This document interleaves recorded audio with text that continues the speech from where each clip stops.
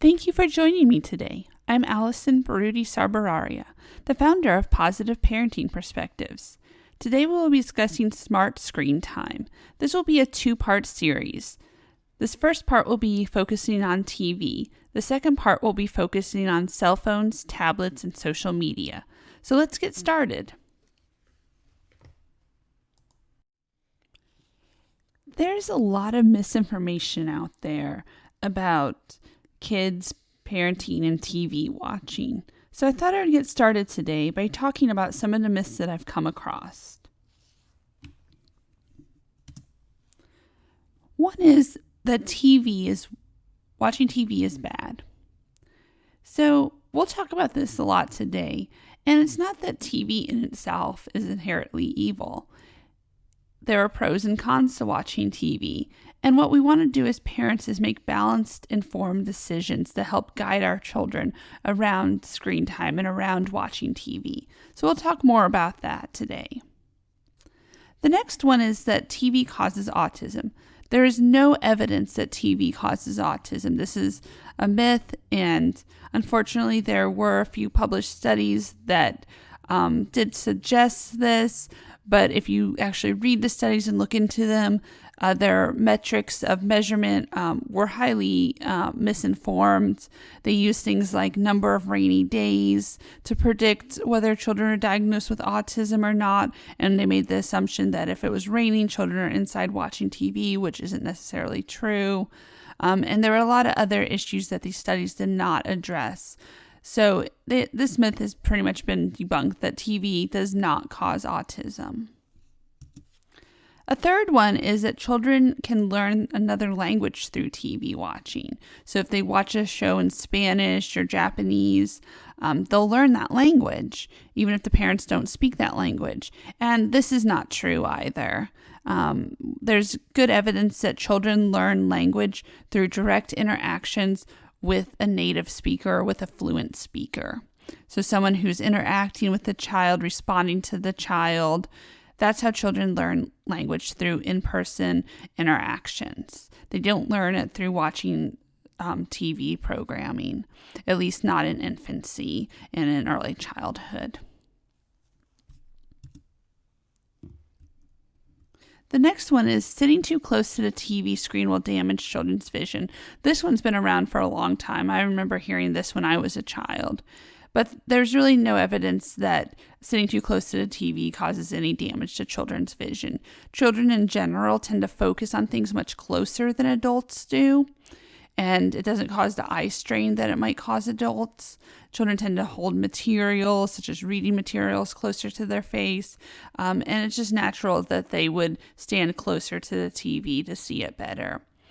So there's really no evidence. If you're concerned about your child's vision, definitely go have them checked out by a doctor. Things to look out for with children's vision is if they're not tracking someone across the room or they can't see things in the distance. That's really a sign that you may want to see a doctor, not that your child's watching TV up close. Another myth is that educational shows for babies make babies smarter. And you would think this from some of the titles of shows that suggest or imply that they are educational and make babies smarter. But for children 18 months and younger, really there's very little evidence at all that watching programming, even educational programming, impacts their cognition in a positive way. Another myth is watching TV makes children less smart. So you may hear this one as well, that if children watch too much TV or if they're sitting around watching TV, they're not doing other things and they may be less smart than their peers who don't watch TV. And there is some evidence that watching TV shows, especially certain types of TV shows, actually can help children learn certain skills. Now, these are preschool age children 2 to 5 years old. And these shows have been studied, and they find that it can help children learn things like letter recognition or shape recognition or counting, things like that. But really what the key is that an adult is with the child co-watching or co-viewing the show with them. And relaying this information back to the children as well. So when children watch high quality programming that's educational with an adult, there is some impact, and it actually can help children with pre-literacy skills or with counting or social recognition skills.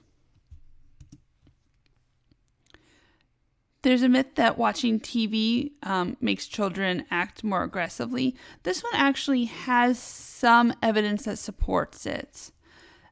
There is some evidence that if children are watching TV shows where there's a lot of violence or a lot of aggression, they may be more likely to model that. However, it's not completely true, and that if children are watching shows that are pro-social or that show people acting in positive ways towards each other, children tend to model those behaviors as well. So it really depends on the content of TV. Some TV may make children act more aggressively. Other TV programs may encourage them to act more pro-socially. Finally, watching TV helps children fall asleep. This one is not true at all. A lot of parents will want to put their child in front of the TV because they feel that it's calming. What happens is children are exposed to blue light, which actually disrupts their natural sleep cycles and how the body regulates sleep hormones such as melatonin, and it can make children actually more awake and have children have a more difficult time falling asleep. Now that we've addressed some of the misguided information out there, what is it that we know from research and child development about kids and TV? I'll structure this talk around 3 questions. When is it okay for children to start watching TV? What should children be watching? And how much TV is too much TV? So let's examine each one of these. So the first question is, when is it okay to start watching TV for children? Or when is it okay for adults to start introducing TV to children? And I'm going to be talking about the American Academy of Pediatrics. And what this is it's a group of physicians that get together and they review current child development research and research related to a variety of topics. One happens to be screen time. And they make policy statements or recommendations to parents and caregivers based on the research out there on these topics. So the American Academy of Pediatrics recommends that children under 18 months should avoid watching TV. This is because infants' cognition is limited in its ability to symbolically represent. So what does this mean? Infants learn from hands-on experiences and direct interactions. It's hard for them to take a representation of something that they see on TV and apply it to real life or make sense of it. So because this is very difficult for infants to do under 18 months, they don't get very much benefit out of watching TV. So it's recommended that this be avoided if possible. Infants or young children start to be able to symbolically represent more around 18 months, but it's far from mature and they need a lot of help from caregivers. So that's why it's recommended that between 18 and 24 months, parents co-view the programming with children to help translate these symbolic representations and apply them to children's life experiences.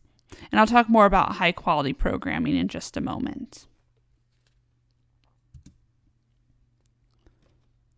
Children 2 to 5 years old should be limited to about an hour of TV watching per day, and it should be high-quality programming with an adult. So as children enter the preschool years, their symbolic representation does get better. But again, it's far from mature, and they get the most benefit by having an adult help them. And again, that adult helps reteach the materials or helps relate the materials to the child's own experiences in the child's life.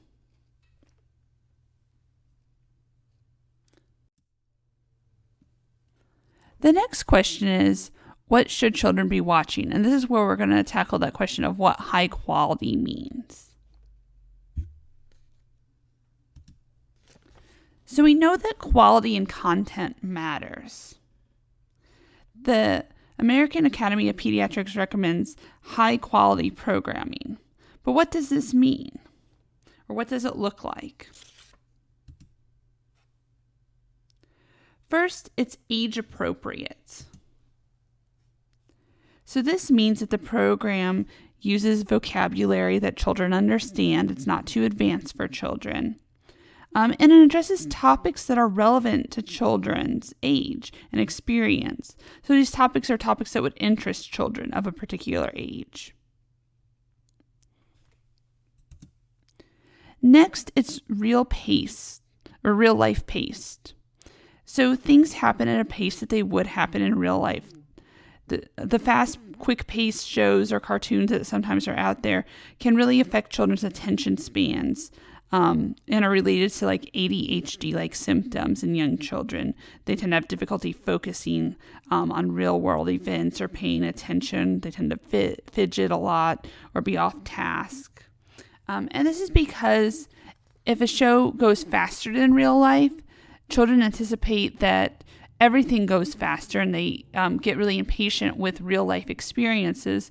So going to a farm, for instance, is not going to be nearly as fun because, you have to walk around and go from one, animal stable to another, and it's slower than what they see on TV where it's, the pigs and the cows and the ducks and the chickens, and it's just all flashing in front of them and they see it all at once. So it can really affect what children's expectations are, and this can affect their attention span, like I said.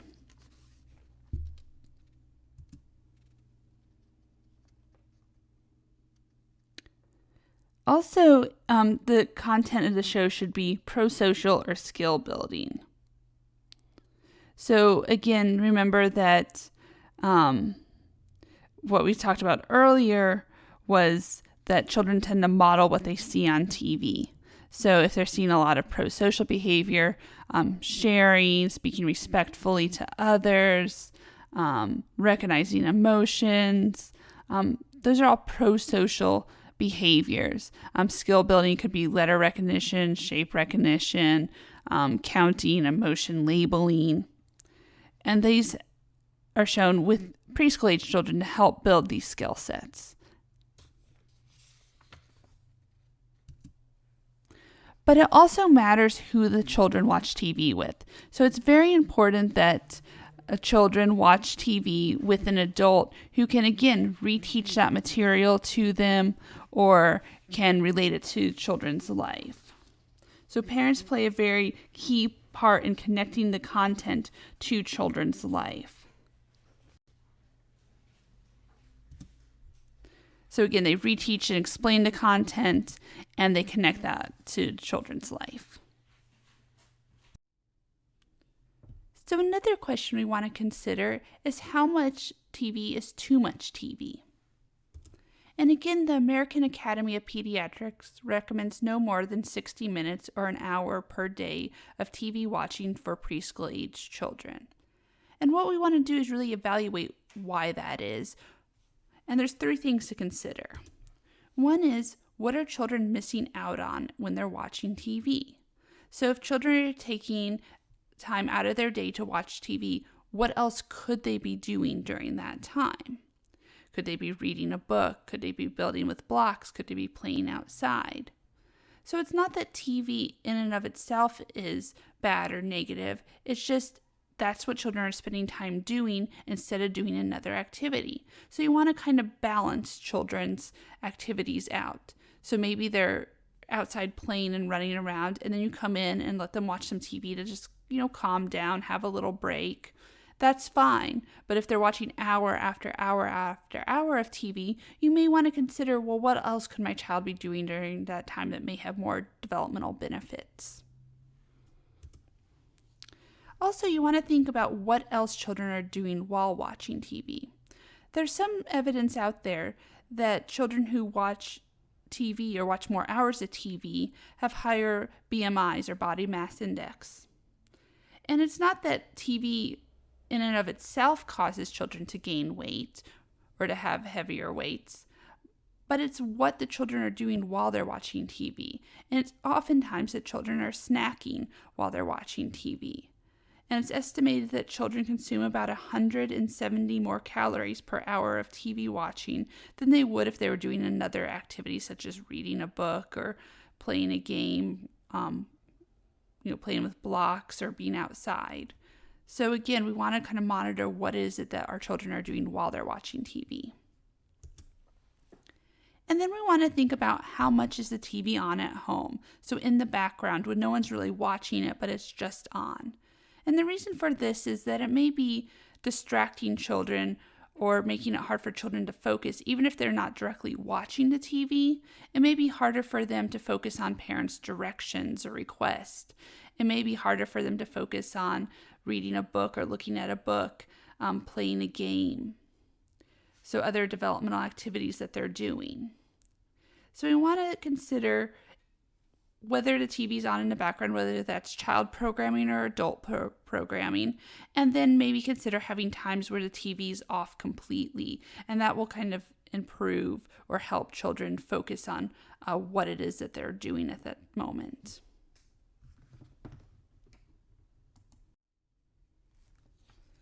So given all that we've gone over, you may be feeling overwhelmed or upset, especially if you feel that the guidelines presented are unrealistic for your family. So here are some other things to consider when making smart screen time decisions for your family that may ease your mind a little. So first, what else would your child be experiencing? If the answer is that they would be experiencing a very upset or frustrated parent, then adding a little extra screen time or TV time might be the best thing to do. So if you need a break personally, if you've had a very busy day, you've spent a lot of time with your child, you need to be making dinner at that time, turning the TV on for a little bit may be perfectly fine. If the alternative is the parent is going to be very frustrated or upset at the child during that time, it's more beneficial for the child to watch TV then.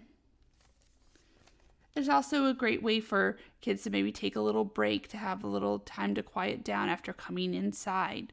That's okay too. So just, making these decisions based on what else they would be experiencing and, weighing that against the benefits and cons of watching TV. Also think about what else do you do with your child. So this is important to consider because if you're doing a lot of other activities with your child, if your child kind of has a, let's say, balanced diet of a lot of other developmental activities, then watching a little TV here and there is not going to make a big difference. If you do a lot of book reading with your child, if you do a lot of game playing, role playing, things like that, your child gets some exercise outside or running around, doing gross motor skills, then, watching a little extra TV probably isn't going to make a big difference for your child.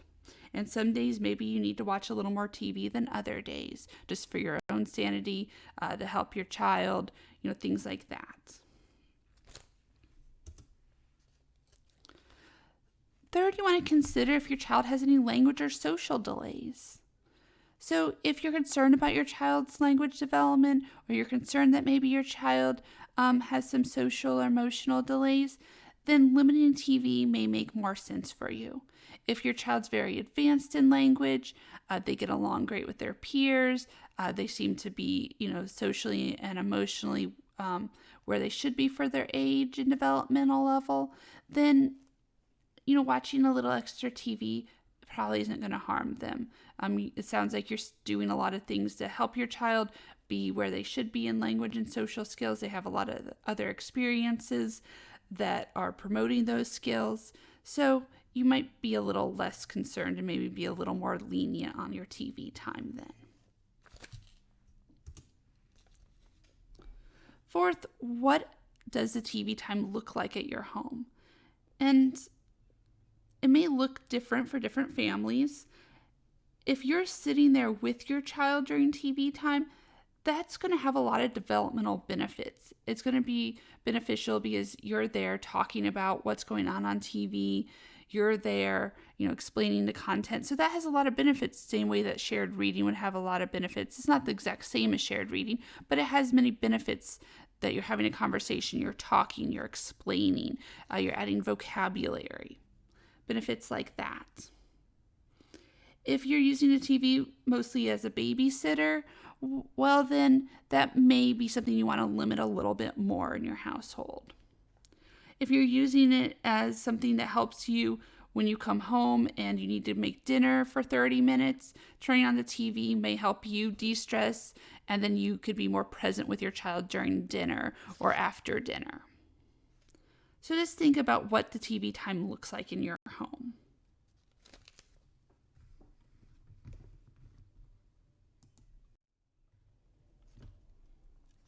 So the point of this series is not to tell you what to do with TV time or how it should look in your home, but it's to take what you've learned and what you now know about the research and what's developmentally appropriate and what you know about your own family and your own child and their development, and apply it to making smart screen time decisions that are right for your family. And that may look different for every family. It may not be the exact same. So taking this knowledge and really applying it to make the best decisions you can for your family. And as always, feel free to reach out. The email is positiveparentingperspectives@gmail.com. And you can also visit the website at www.positiveparentingperspectives.com if you have any questions or want more information. Thank you so much.